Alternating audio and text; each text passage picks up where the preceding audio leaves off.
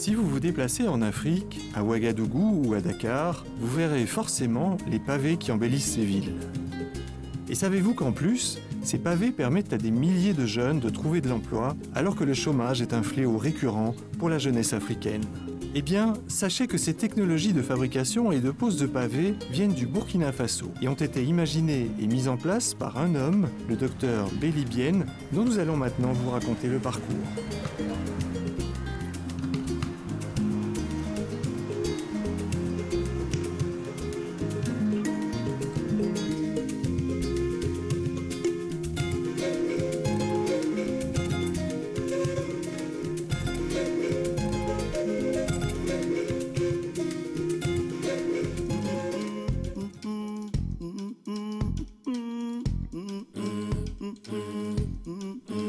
Nous sommes à Ouagadougou, un quartier du sud de Ouagadougou, la capitale du Burkina Faso, où Béli Biène a son domicile et ses bureaux. En cette fin du mois de juillet, il est avec ses enfants, dont une partie vit en Europe et est arrivée la veille pour les vacances. L'Europe, il la connaît bien, car il y a passé plus de 20 ans de sa vie, notamment pour y faire des études. J'ai été faire des études en Europe parce qu'on avait cette opportunité-là dans le temps, dans les années 80, quand on avait le bac, on avait beaucoup de bourses. Initialement, je devais aller faire économie de l'agriculture. Bon, on était jeunes, quand on était dans l'avion, quand chacun disait la spécialité qu'il devait aller faire, moi je disais économie de l'agriculture, ça faisait rire les gens. Donc quand je suis arrivé, je me suis... bon, j'ai demandé à changer de spécialité. Et j'ai changé de spécialité et j'ai fait économie et sociologie du travail.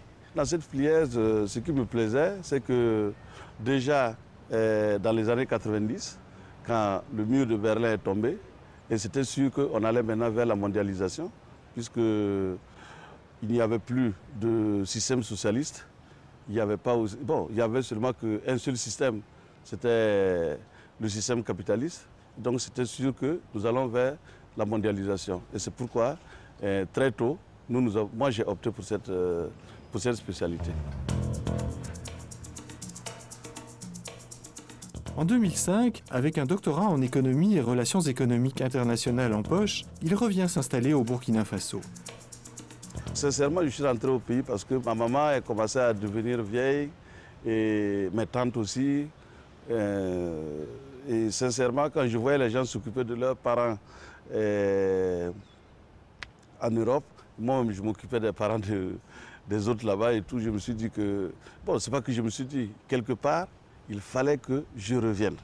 Il fallait que je revienne. C'est un sentiment comme ça qui est né et il était irréversible à moi.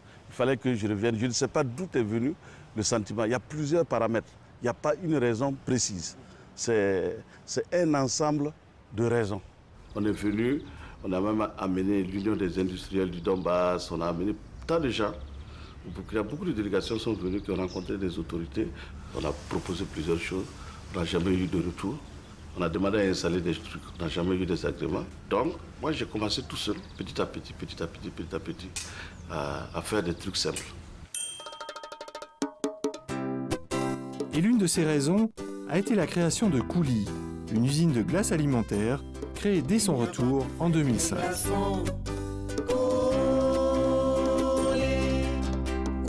Quand je suis rentré, mon projet phare, c'était la glace. Parce que quand je rentrais, je discutais avec mes financiers, je discutais avec certaines personnes qui me disaient oui, en Afrique, surtout au Burkina, il fait très chaud et il n'y a pas d'usine de glace alimentaire, les gens ils boivent chaud, etc. Et tout. Et c'est ainsi que j'ai commandé avec une société américaine une usine clé en main. L'usine de glace alimentaire produit des glaçons en cubes et des barres et emploie jusqu'à 100 personnes au plus fort de son activité.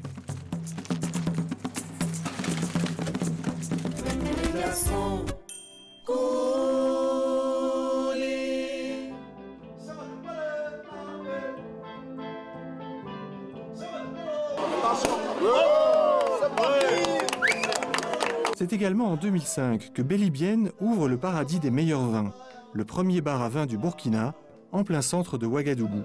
Il propose à son ami Bila Kakora, chanteur de talent et bien connu des Burkinabés, de s'y installer pour créer le Django Club, espace de répétition et de rencontres artistiques. On est au paradis des meilleurs vins et on est au Django Club parce que au départ c'est une salle de répétition. On est au paradis des meilleurs vins, mais c'est l'autre facette des vins. Ce n'est pas des vins qui sont ici, mais c'est plutôt de la musique qu'il y a.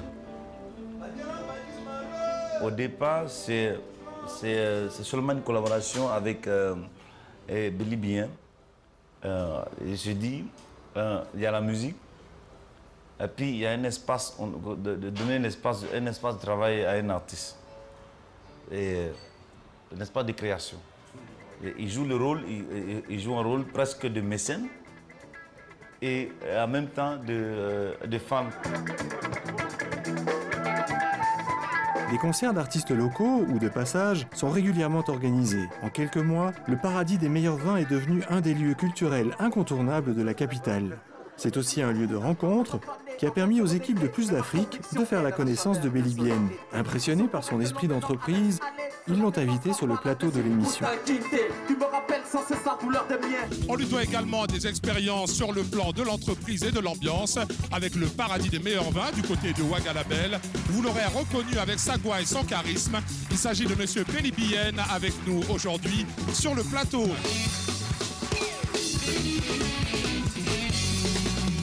La passion Belly pour vous, c'est de faire gagner l'Afrique sur le plan de l'entreprise. Bien sûr. La passion pour moi, c'est de créer de l'emploi en Afrique. Trouver de l'emploi aux jeunes qui sont désœuvrés et qui souffrent beaucoup. On parle beaucoup actuellement d'émergence en Afrique. Et sans emploi, il n'y a pas d'émergence. L'emploi, c'est la clé de l'émergence. En 2006, Belly crée Yeli Technology Africa et monte une usine de pavés dont l'inspiration lui est venue lors de ses études en Russie. Très rapidement, il a eu l'intuition que cela pouvait être une solution pour créer de l'emploi en Afrique. Nous sommes partis à Mourmansk pour une exposition et c'était quand le mur de Berlin était déjà tombé, c'était dans les années 90. Et j'ai vu que tout le temps que nous passions dans les rues pour aller à l'exposition ou bien pour nous balader, etc., il y avait toujours des jeunes au travail. On s'est approché, nous avons vu que c'était des pavés que ces gens-là, ils posaient. Bon, nous, on ne savait pas que c'était des pavés, hein. On disait que c'est des pierres. En fin de compte, on nous a fait comprendre que ce n'était pas des pierres et que c'était des trucs qui étaient produits. J'ai vu que le pavé, là, c'était quand même un métier qui pouvait employer plusieurs personnes, des milliers de personnes. Voilà. Parce que dans le pavage, il y a beaucoup de sections. Il y a la manutention, il y a les manœuvres, il y a comment dirais-je, ceux qui travaillent à la bétonneuse, ceux qui travaillent sur la table, il y a ceux qui posent, ceux qui rangent les pavés. Tout le monde est utile dans les pavés. Et c'est un métier tellement intéressant que quand on arrive à se l'approprier, on ne peut plus s'arrêter. Parce que quand tu as un chantier et qu'après tu passes, tu vois ce que toi-même tu as réalisé, il y a tellement de fierté dans ça. Et aussi, il y a trop de fierté dans le pavé. Et c'est pourquoi j'ai décidé, en fin de compte, de me lancer dans le pavage. L'apparition de Yeli Production a entre guillemets révolutionné. Parce que quand on va déjà voir son site de production, on sait qu'il travaille de manière professionnelle, c'est carrément une industrie. Et puis aussi le produit fini, nous avons eu le temps de le tester. Donc, et surtout, ce qui est important, c'est qu'il a pris le pari de faire la production et la pose. Parce que vous pouvez avoir un bon produit, s'il est mal posé, ça va nuire négativement à la qualité du produit. Donc quand on fait la production et la pose, on est sûr du résultat. Et ce résultat intéresse très rapidement d'autres pays africains. Ce fut d'abord le cas de Brazzaville, au Congo, venu en délégation pour visiter quelques sites de Ouagadougou aménagés par Yeli Technologies, tels que le Grand Marché ou la Place de la Nation. Et aussi la ville d'Abidjan, venue plusieurs fois étudier la possibilité de transférer la technologie des pavés en Côte d'Ivoire.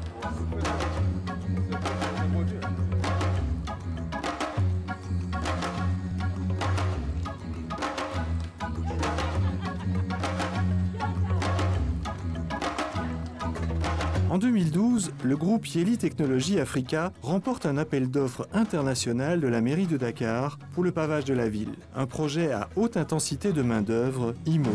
Le projet de pavage, en fait, c'est un projet qui met en lien deux problématiques que nous avons au niveau de la ville. La problématique de l'aménagement urbain et l'emploi des jeunes. Belly a compétit. Je pense qu'on avait 11 ou 12 entreprises qui avaient compétit. Ils nous ont proposé une technologie simple qui a quand même pour nous été important parce que c'est des jeunes qui sont en rupture d'école pour la plupart. Ils n'avaient aucune formation. Donc, il fallait que la technologie soit très simple. Ça a été quelque chose de très positif. La qualité des pavés produits, aujourd'hui, je parle même des entreprises privées, tout le monde apprécie la qualité des pavés et on arrive à travailler en bonne intelligence. Les avantages sont nombreux parce que la pose est facile. Sans doute, le coût est moindre par rapport à si on doit faire du goudron, etc. Et en plus, l'entretien est facile. Et même ultérieurement, si nous avons des travaux à faire, nous pouvons les décaper et les remettre encore. Et donc tout cela constitue des avantages à court, moyen et long terme.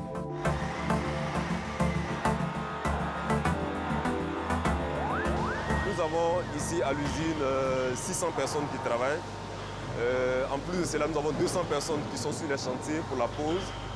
Et nous avons 10 tables de production qui font chacune 100 mètres carrés et 25 mètres linéaires de bordure. Pour la plupart des jeunes, il y avait cette envie-là d'abord de sortir de l'ornière du chômage et ensuite de donner un nouveau visage à leur ville. On nous a proposé un emploi et aujourd'hui, bon, on en profite. De mon genre, moi, ça m'aide à faire des cours du soir, à m'occuper de mes parents et à subvenir à mes besoins. C'est une chance extraordinaire pour trouver un travail, vu qu'ici à Dakar, ici au Sénégal, bon, c'est difficile de trouver un travail, c'est très difficile. Le travail, ça m'a apporté aussi beaucoup de chance. Parce que le bonheur avec comme j'ai 2 enfants, je suis mariée, je suis avec mes sœurs. Bon, vraiment, je suis contente parce que je règle beaucoup de problèmes avec et je partage ça avec ma famille et mes sœurs. Bon, vraiment, c'était choc, c'est choc.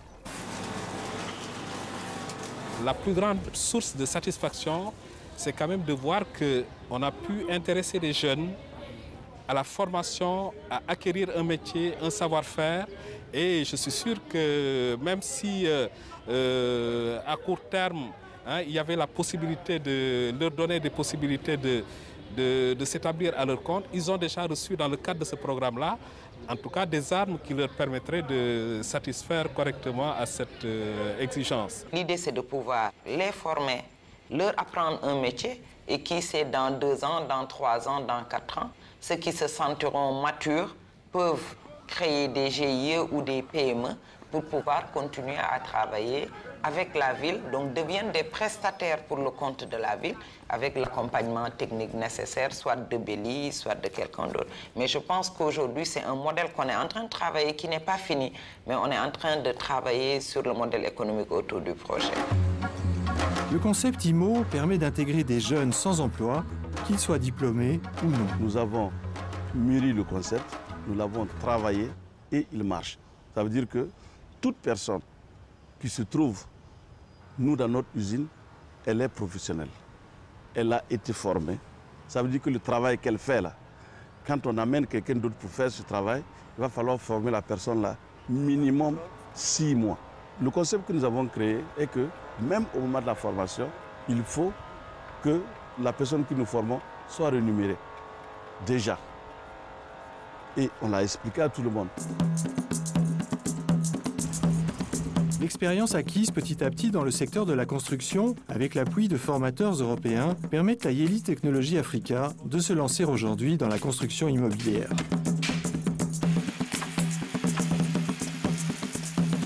Il y a des Ukrainiens, il y a des Russes, il y a des Polonais et puis des Allemands.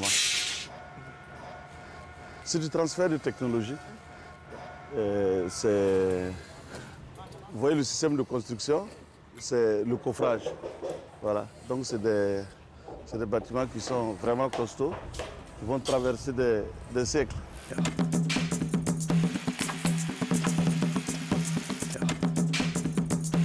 Nous allons former les gens. Et après, maintenant, on ira à la recherche des marchés dans d'autres pays. Voilà. Le gouvernement burkinabé, encore timide dans son soutien à notre entrepreneur, commence cependant à constater les résultats des efforts menés par Yeli Technologies Africa pour le développement de nouvelles technologies dans le secteur du BTP, qui profitent indéniablement au développement du pays. Nous ne magnifions pas assez les personnes qui réussissent. Les jeunes comme lui qui ont de l'audace et qui font ce genre d'infrastructure, il faut plutôt les encourager. Et parce que c'est un modèle de réussite de quelqu'un qui s'est battu et donc qui a pu donc monter cette usine. Et également, nous avons vu cet HLM qu'il est en train de réaliser. Ce qui me frappe dans l'ensemble de ces chantiers, c'est l'importance de la main-d'œuvre qu'il utilise. Vous voyez, que ce soit sur le HLM ou bien ici sur la résidence, c'est essentiellement une technologie venue de l'Europe de l'Est. Et ces partenaires donc, européens ont pu former des jeunes Burkinabés à la maîtrise de la technologie de construction des bâtiments comme ce que nous voyons ici. Je pense que cela va servir après à ces jeunes qui demain pourront effectivement aussi faire valoir ces compétences-là sur d'autres chantiers.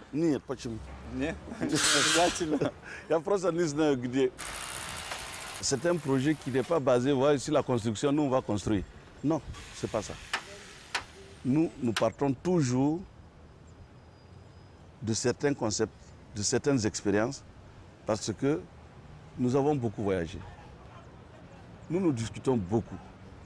Nous discutons beaucoup de ce qui peut marcher si on fait le transfert en Afrique. Le BTP, s'il est bien organisé, ça peut être une solution pour lutter contre le chômage. Voilà. Mais il faut des solutions bien étudiées. Et quand on dit qu'il faut de la haute intensité de main-d'œuvre, il ne faut pas tout simplement que ce soit écrit, oui, cette route-là sera faite par des techniques IMO, et puis directement, bon, on dit cette technique IMO pour que 2 jours après la route n'existe pas.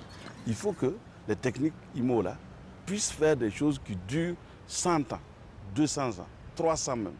Donc, et c'est ce à quoi nous travaillons. Nous travaillons de manière à ce qu'il y ait l'émergence en Afrique.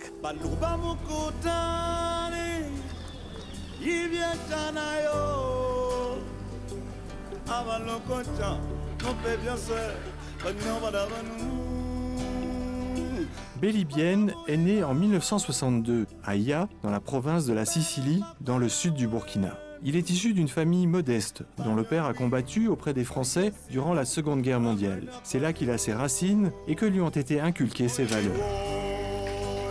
Quand l'enfant naît, c'est un tableau blanc. Et au fur et à mesure, tout ce qu'il enregistre dans sa vie, là, ça s'écrit sur le tableau blanc. Là. Et si vous écrivez des conneries sur le tableau blanc, c'est pas bien pour l'enfant. Il revient régulièrement au village et contribue à son développement. Profitant de son expérience dans le BTP, il a réhabilité de nombreux bâtiments, dont la cour royale, et a construit 2 CSPS. Je suis content.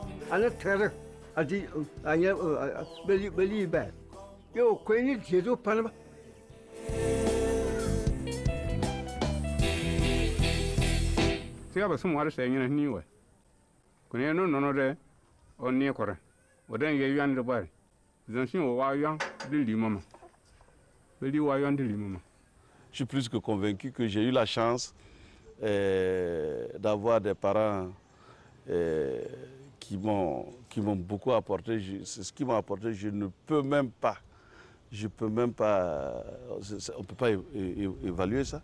Et j'ai eu la chance aussi de rencontrer dans ma vie des gens bien. Ça veut dire des gens qui m'ont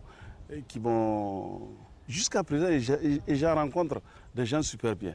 Et moi, ma prière, tous les jours, quand je mets mon pied à terre, là, c'est de pouvoir rencontrer des gens bien. Des gens bien. Et je pense que, bon, quand il y a assez de très bonnes personnes dans le monde, et quand on a le désir de rencontrer le désir et puis la volonté, je pense que Dieu nous y aide.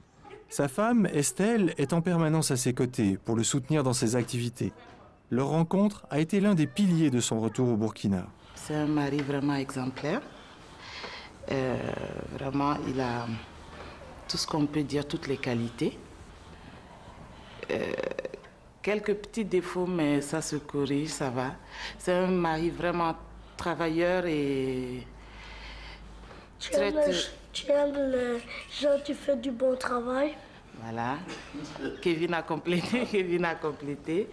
Et vraiment, je suis très fière de lui parce que c'est un monsieur qui ne pense pas seulement qu'à sa famille, qui pense quand même à tous ceux qui sont autour de lui, que ce soit la famille, les amis et n'importe quelle autre personne autour de lui.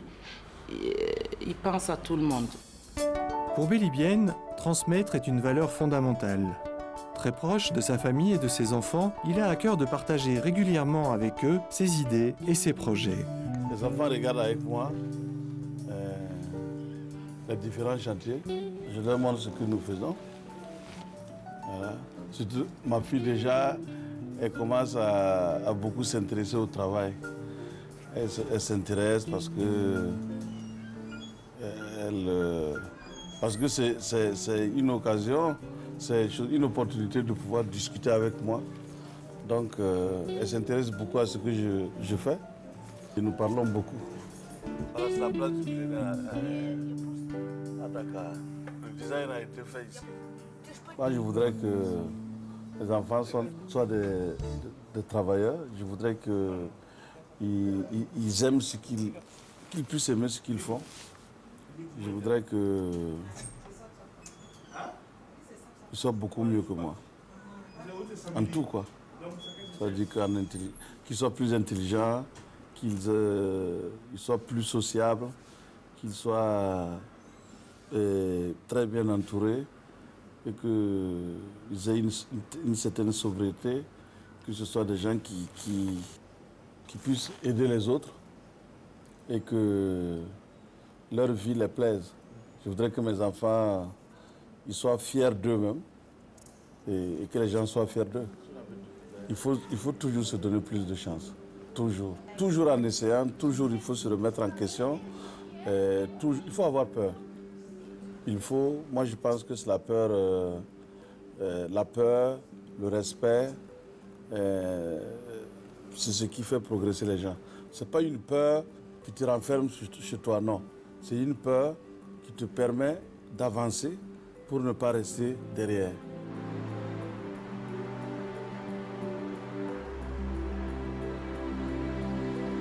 Je n'accepte pas de laxisme chez moi. Pas de laxisme. Quand tu viens et que tu veux du travail, si on t'en trouve, il faut que tu te donnes à 120%. Quand quelqu'un ne travaille pas, il a un mauvais ami, il n'a pas une bonne fréquentation, il a un mauvais fils. Hein? Il ne peut même pas être un bon père aussi, parce que même s'il veut, il ne peut pas. Il ne peut rien faire. Il n'a pas de rémunération, il n'a pas de rêve. Tout est sombre devant lui. Donc, il faut, quand tu as le travail, il faut te mettre au sérieux et travailler comme il se doit.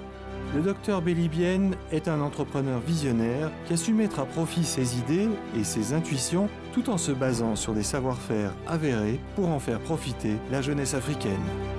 Moi, en tant qu'économiste, c'est mettre des concepts au point et puis défendre ces concepts-là au niveau de différents dirigeants qui ont la volonté. Je ne peux pas les convaincre des gens qui n'en ont pas. Voilà, parce qu'on dit qu'il n'y a pas plus sourd que celui qui ne veut pas entendre. Je me dis que dans tous les pays où on parle d'émergence en 2025, à l'horizon 2025, là, Si les dirigeants en sont convaincus, effectivement, à l'horizon 2025, ces pays-là seront beaucoup avancés. Beaucoup. Plus qu'en tout cas les autres. Voilà. Mais si on parle uniquement d'émergence, il ne faut pas utiliser l'émergence dans des slogans politiques. Il faut utiliser l'émergence là de manière économique. Parce que de toute façon, on dit que le travail là, ce n'est pas comme un lézard, quoi. C'est-à-dire il est posé, tu tournes, tu reviens, tu viens de trouver qu'il est parti. Non, le travail il est toujours là. Ça veut dire que ce que tu contournes, tu vas venir trouver ça. Donc, il faut parler d'émergence, mais il faut travailler. Voilà.